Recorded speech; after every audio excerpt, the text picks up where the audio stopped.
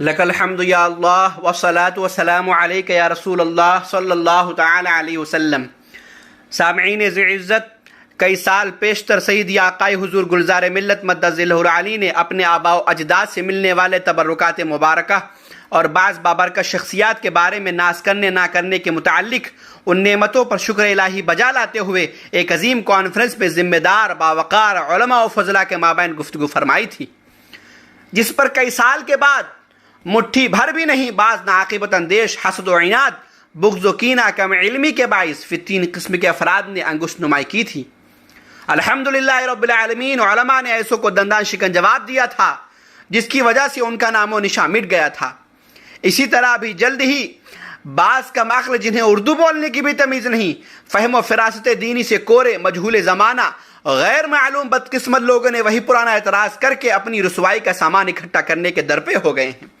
واضح ہو ان میں سر فہرست گستاخ صحابی رسول کاتب وحی حضرت سیدنا امیر معاویہ رضی اللہ تعالی عنہ، عبد الرشید ممبئی اور مولوی عاقب وارثی اور بہت سے بدبخت شامل ہیں۔ الحمدللہ رب العالمین وارث جبہ مولا کائنات حضور سیدی مرشدی گلزار ملت ادام اللہ ذلہ علیہ کا یہ بیان بالکل درست و صحیح ہے۔ اس پر اعتراض وہی کرے گا جو علم دین سے نابلد ہے، یا پھر اسے حضور گلزار ملت سے بغض و حسد ہے، یا وہ کرے گا جس کا ناپاک دل بغض حضور سیدنا اعلیٰ حضرت حضور مفتی اعظم ہند، حضور تاج الشریعہ، حضور محدث کبیر سے پر ہے۔ یہ بندہ ناچیز عرض کرنا چاہتا ہے کہ کیا ایسے لوگ حضور سیدی اعلیٰ حضرت کے احسانات بھول گئے؟ کیا حضور تاج الشریعہ کی کرم فرمائیاں تمہارے پردے ذہانت سے مٹ گئیں؟ کیا حضور سیدنا محدث کبیر کے عظیم المثال کارنامے، دینی خدمات بالائے طاق رکھ دیے گئے؟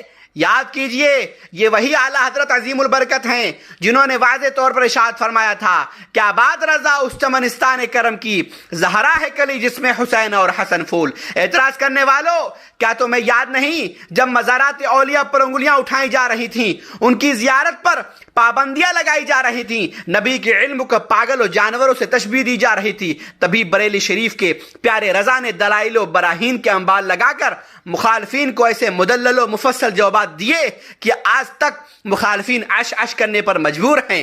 مقام افسوس ہے، کیا بھول گئے یہی وہ اعلیٰ حضرت سیدی تاج الشریعہ اور حضور محدث کبیر ہیں جنہوں نے لاکھوں مسلمانوں کی ایمان کی حفاظت فرمائی، جن کا وجود مسعود ہم سب کے لیے ایک مشعل راہ ہے۔ ان کے احسانات ہم کبھی نہیں بھول سکتے۔ حضور سیدی گلزار ملت مدد ذلہ العالی کے بیان میں ایسا ایک لفظ و جملہ نہیں جس سے گستاخی کا شائبہ بھی ہو، نیز یہ کہ حضور جانشین سرکار مسئولین تبرکات مبارکہ پر شکر الہی بھی ادا کیا۔ اس بیان پر کیے گئے اعتراض کا تفصیلی جواب حضور سیدنا محدث کبیر مدد ذلہ العالی و نورانی نے بہت پہلے ہی عنایت فرما دیا تھا، جسے آپ حضرات کی سماعتوں کی نظر کرنا چاہتا ہوں۔ پہلے وارث جبہ مولا کائنات کا وہ بیان سماعت فرمائیں، بعدہ حکم سیدنا حضور محدث کبیر مدد ذلہ العالی و نورانی۔ بالآخر یہ کہہ کر گزر جانا چاہتا ہوں کہ پیارے رضا نے کیا خوب ارشاد فرمایا تھا، تیری نسل پاک میں ہے، تیری نسل پاک میں ہے بچہ بچہ نور کا، تو ہے عین نور تیرا سب گھرانہ نور کا۔ السلام علیکم ورحمۃ اللہ تعالی وبرکاتہ۔ سبحان اللہ، میرے لیے ایک نسبت ہی کافی ہے، اور وہ نسبت بریلوی سید ہونے کی۔ نہ سیادت پر ناز، نہ جبہ مولا علی پر ناز، نہ تبرکات مبارکہ پر ناز، ناز جو کچھ ہے امام احمد رضا پر ہے، ناز جو کچھ ہے مفتی اعظم عالم اسلام پر ہے، ناز جو کچھ بھی ہے سیدنا حضور تاج الشریعہ پر ہے، ناز جو کچھ بھی ہے سیدنا حضور محدث کبیر پر ہے۔ ارے یہ سب چیزیں تو ورثے میں ملی ہیں، ورثے میں۔ اللہ کے بارگاہ میں کروڑوں بار شکر احسان ہے۔ ان پر ناز کرنا کیا جو بزرگوں کی عطا سے ملی ہے نا. تو الحمدللہ رب العالمین جب تک زندہ رہنا مسلک اعلیٰ حضرت پر چلتے رہنا, انشاءاللہ جب تک زندہ رہنا تاج الشریعہ کے حکم پر عمل کرتے رہنا, انشاءاللہ جب تک زندہ رہنا حضور محدث کبیر کے فرمان عالی شان پر عمل ڈٹ کے کرتے رہنا. انشاءاللہ. بسم اللہ الرحمن الرحیم. نحمده ونصلي ونسلم على رسوله الکریم.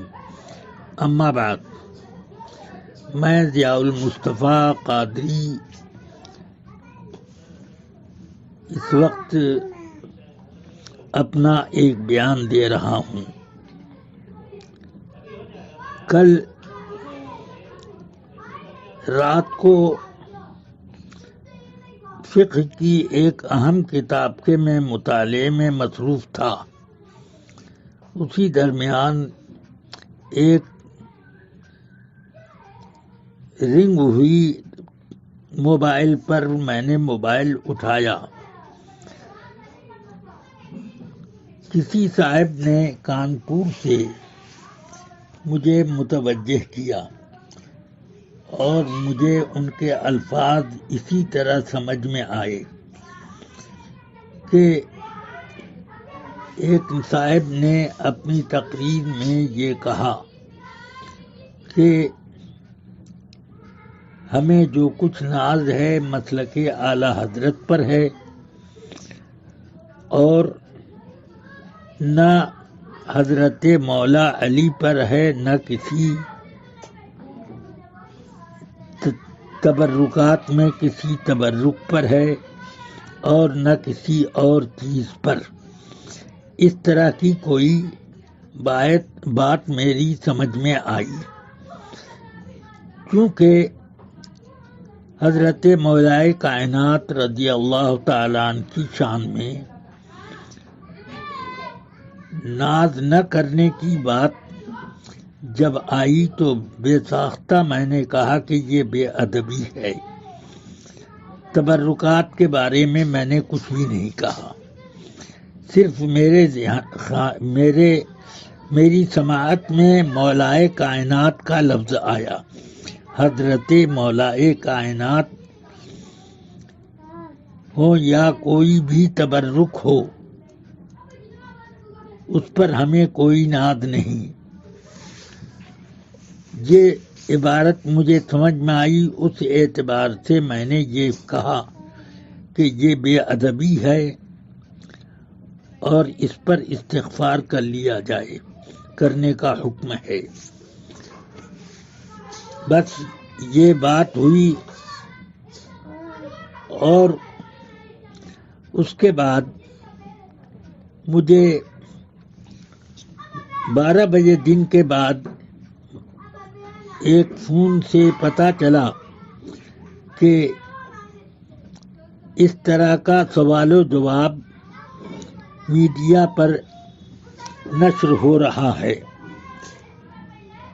تو مجھ سے کسی نے پوچھا کہ آپ نے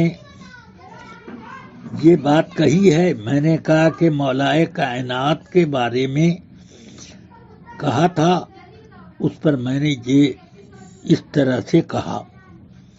تو اس لیے اب یہاں پر تھوڑی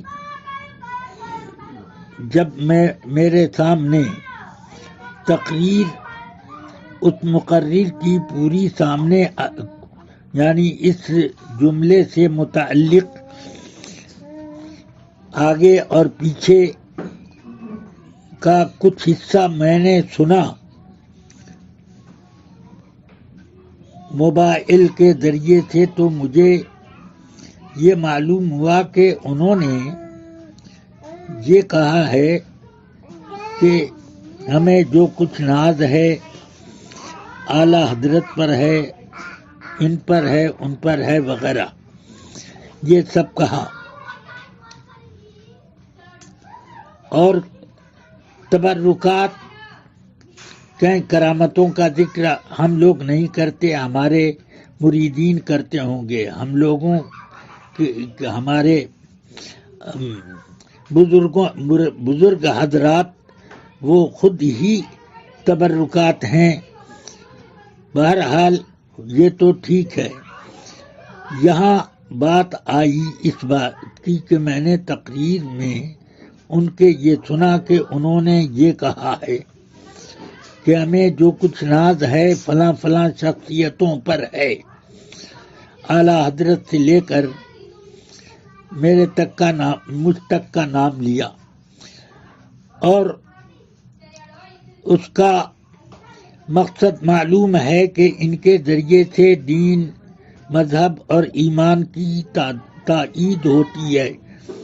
اس لیے تبرکات کا جو انہوں نے اپنی تقریر میں ذکر کیا اس سے مجھے یہ سمجھ میں آیا کہ وہ یہ کہہ رہے ہیں کہ ہمارے پاس جو تبرکات ہیں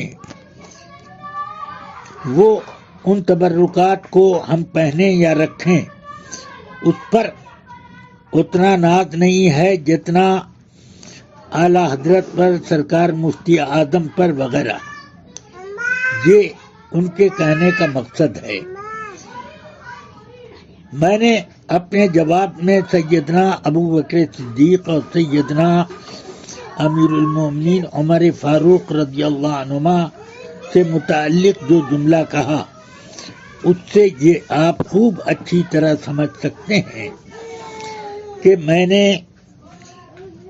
مولائے کائنات ہی کا کہ حضرت مولائے کائنات پر ناز نہیں یہی لفظ سنا ہے.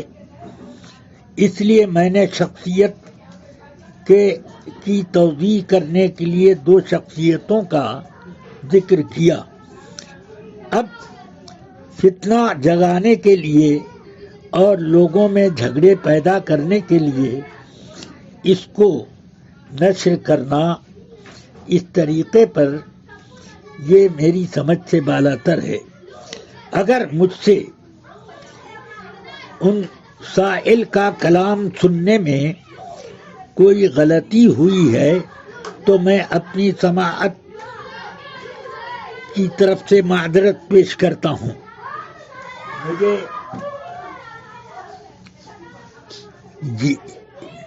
مجھے اس سلسلے میں کوئی عار نہیں ہے کہ اگر مجھ سے سننے میں خطا ہوئی ہو تو اس خطا کو میری طرف منسوب کیا جائے. استغفر اللہ ربی من کل ذنب و اتوب الیہ. اور اگر میں نے صحیح سنا ہے تو میرے جواب میں کوئی غلطی نہیں ہے. اب اصل تقریر جب مولائے کائنات کی شخصیت سے متعلق ہے ہی نہیں، ان کے ان تبرکات سے متعلق ہیں جو خانقاہوں میں رہتے ہیں، تو اب ایسی صورت میں ناز کرنے اور نہ کرنے کا معاملہ صرف یہ رہا کہ ہم اپنے عاقبت کے معاملے میں سب سے زیادہ ناز اس پر کرتے ہیں، اور یہ کہ ہم نے اس تبرک کو زیب تن کر لیا یا اپنے پاس رکھے ہوئے ہیں. یہ ہمارے لیے باعث شرف تو ہے، خیر و برکت کی چیز ہے، مگر وہ ناز جو تحفظ ایمان کا ہے وہ اعلیٰ حضرت کے ساتھ ہم نے خاص رکھا ہے کہ اس زمانے میں اعلیٰ حضرت رضی اللہ عنہ کی تعلیمات ہی سے ایمان بھی محفوظ ہے اور تبرکات کی تعظیمیں بھی محفوظ ہیں. بس یہ اتنا کہنا. اللہ تبارک و تعالی کرم فرمائے اور اختلافات پیدا کرنے سے لوگوں کو بچائے.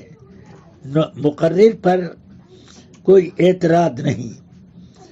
بس میں یہ کہنا چاہتا ہوں کہ تبرکات کا میں ادب کرتا ہوں اور تبرکات کی تعظیم و تکریم میں کوئی بھی خفیف لفظ بولنا اپنے لیے پسند نہیں کرتا، اور یہاں پر کوئی ان کی تقریر میں خفت والا لفظ نہیں، اس لیے ان کے اوپر نہ مقرر پر میں کوئی حکم لگاتا ہوں اور نہ اس سلسلے میں سامعین کے اوپر کوئی حکم لگاتا ہوں کہ ان لوگوں نے تبرکات کی شان میں بے ادبی کی، یا مقرر نے یا سامعین نے بے ادبی کو محسوس کر کے بھی اس کی خاموشی اختیار کی، یہ کچھ نہیں۔ تبرکات ہیں، اور ایمان کا تحفظ یہ اپنی جگہ پر رہے۔ اللہ تبارک و تعالی تمام لوگوں کو خیر و عافیت سے رکھے اور فتنہ بڑھانے، جھگڑا کھڑا کرنے کی راہ سے لوگوں کو بچائے۔ السلام علیکم ورحمۃ اللہ۔